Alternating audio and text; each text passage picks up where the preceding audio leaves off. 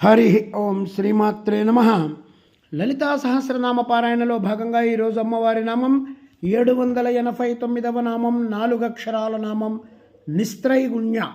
ఈ నామంతో అమ్మవారికి నమస్కారం చేసుకున్నప్పుడు ఓం నిస్త్రైగుణ్యాయ నమః అని చెప్పుకోవాలి. త్రిగుణరహితమైనటువంటి శక్తి అని లేదా త్రిగుణాలు అంటున్నటువంటి స్వరూపం అని చెప్పి మనం దీనికి అర్థంగా చెప్పుకోవాలి. సత్వ రజస్తమో గుణాలు అనేటువంటి త్రిగుణాలు లేనటువంటి తల్లి అమ్మ. మనం నీలం గాజు వెనకాల కనుక దీపం పెడితే దీపకాంతి అంతా కూడా నీలంగా మారుతుంది. ఆ కాంతిని నీలకాంతి అని అంటాం, కానీ కాంతి దీపానిదా అద్దానిదా? అద్దానిది నీలం, కానీ మనం రెండింటిని కలిపేస్తాం. దీపం, నీలకాంతి, ఈ రెండు కలిపేసేసి నీలకాంతి అని చెప్పేసి మనం చెప్తాం.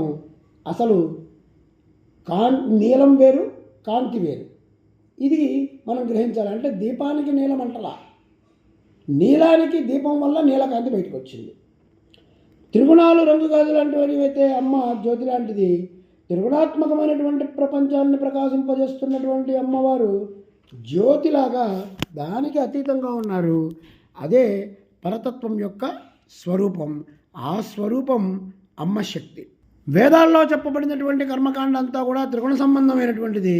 అయినా కూడా కర్మలాచరిస్తూ కూడా నీవు మాత్రం త్రిగుణాలకు అతీతంగా ఉండాలి అని చెప్పి మనకు దీనికి అర్థం.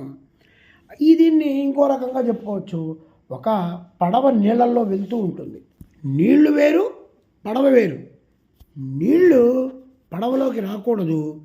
ఒకవేళ నీళ్లు పడవలోకి ఎక్కితే పడవ మునిగిపోతుంది.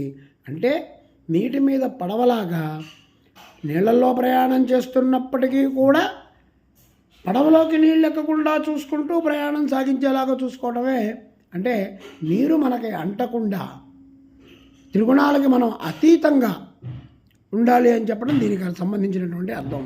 ఓం ఐం హ్రీం శ్రీం నిస్త్రైగుణ్యాయ నమః. ఓం శ్రీమాత్రే నమః.